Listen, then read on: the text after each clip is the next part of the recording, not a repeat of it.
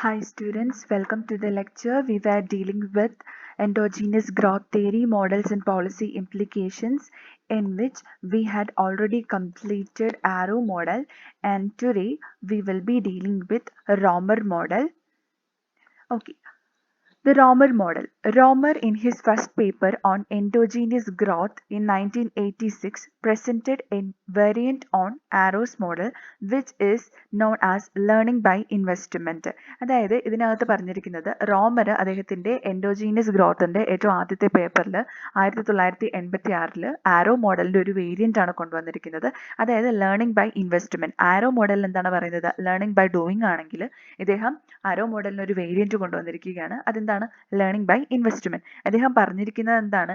ഇൻവെസ്റ്റ്മെന്റിന്റെ ഒരു side production ആണ് knowledge എന്നുള്ളത്. ഓക്കെ, ഇൻവെസ്റ്റ്മെന്റിന്റെ ഒരു സൈഡ് പ്രൊഡക്റ്റ് ആണ് നോളജ് എന്നുള്ളതാണ് അദ്ദേഹം അസ്യൂം ചെയ്തിരിക്കുന്നത്. അതുപോലെ തന്നെ ഇദ്ദേഹം പ്രൊഡക്ഷൻ ഫംഗ്ഷനിൽ ഒരു പെർട്ടിക്കുലർ ഫോമിലായിട്ട് നോളജും യൂസ് ചെയ്തിരിക്കുന്നു. He takes knowledge as an input in the production function.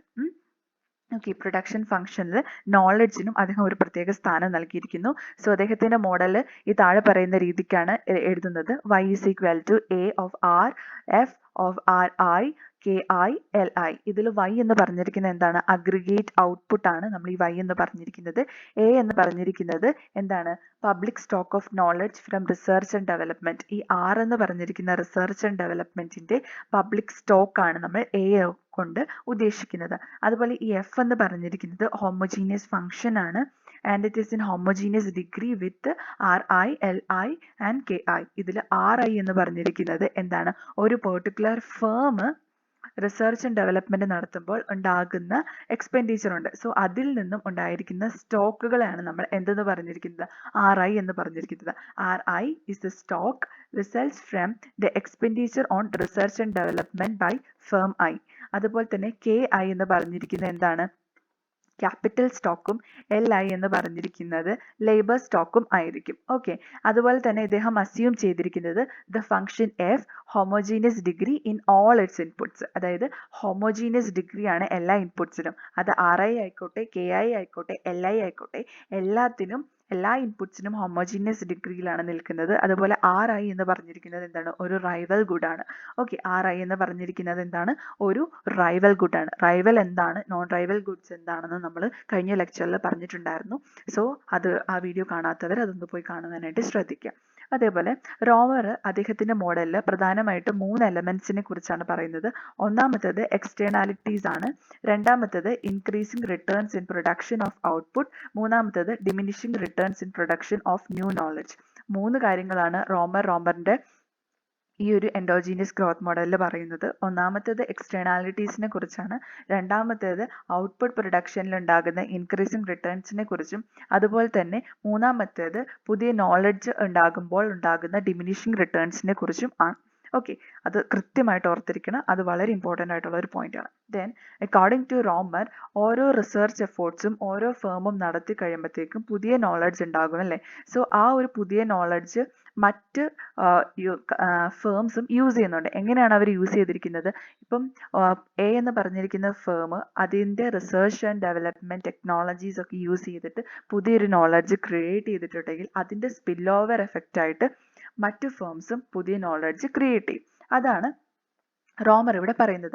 മറ്റൊരു രീതിയിൽ പറയുകയാണെങ്കിൽ new research technology by a firm spill over exactly across the entire economy. Okay, ഒരു പുതിയ റിസർച്ച് ടെക്നോളജി വന്നിട്ടുണ്ട് എങ്കിൽ ഒരു പെർട്ടിക്കുലർ ഫേം അത് ഇൻട്രൊഡ്യൂസ് ചെയ്തിട്ടുണ്ടെങ്കിൽ അതിൻ്റെ സ്പിൽ ഓവർ എഫക്റ്റ് കാരണം എൻറ്റയർ എക്കോണമിയിലോട്ടേക്ക് വളരെ സ്പീഡിൽ തന്നെ അത് സ്പ്രെഡ് ആകും.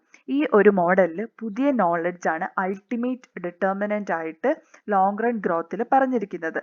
ഓക്കെ, അൾട്ടിമേറ്റ് ഡിറ്റർമിനൻ്റ് ആയിട്ട് ലോങ് റൺ ഗ്രോത്തിൽ റോമർ മോഡലിൽ പറയുന്നത് എന്തിനെ കുറിച്ചാണ്?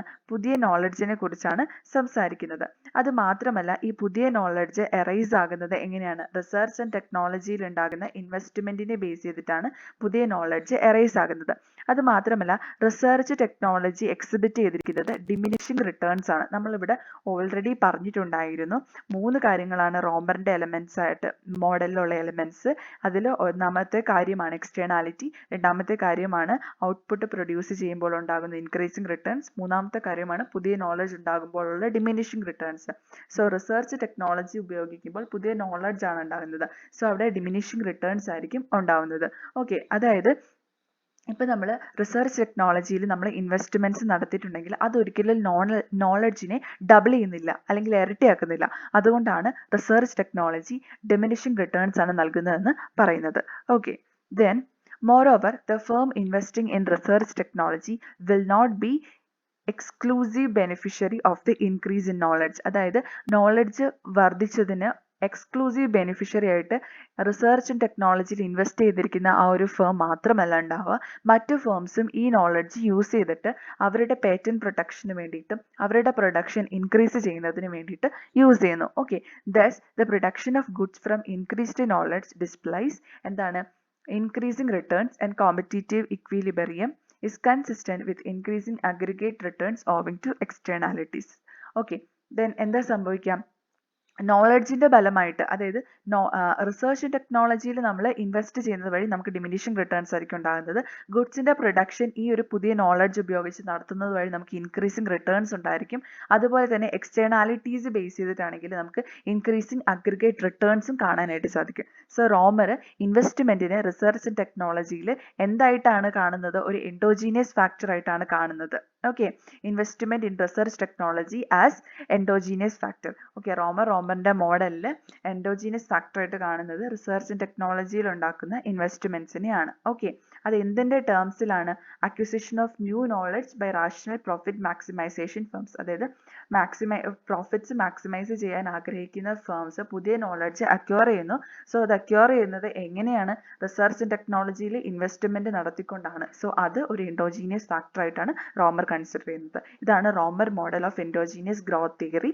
സോ ക്ലിയർ ആയെന്ന് വിശ്വസിക്കുന്നു. എന്തെങ്കിലും ഡൗട്ട്സ് അല്ലെങ്കിൽ ക്ലാരിഫിക്കേഷൻസ് വേണമെന്നുണ്ടെങ്കിൽ കമൻറ്റ് സെക്ഷനിൽ കമൻറ്റ് ചെയ്യുക. അതുപോലെ തന്നെ നിങ്ങൾക്ക് വീഡിയോസ് ഇഷ്ടമാണെന്നുണ്ടെങ്കിൽ please subscribe to the channel. Thank you so much. Enjoy learning and God bless.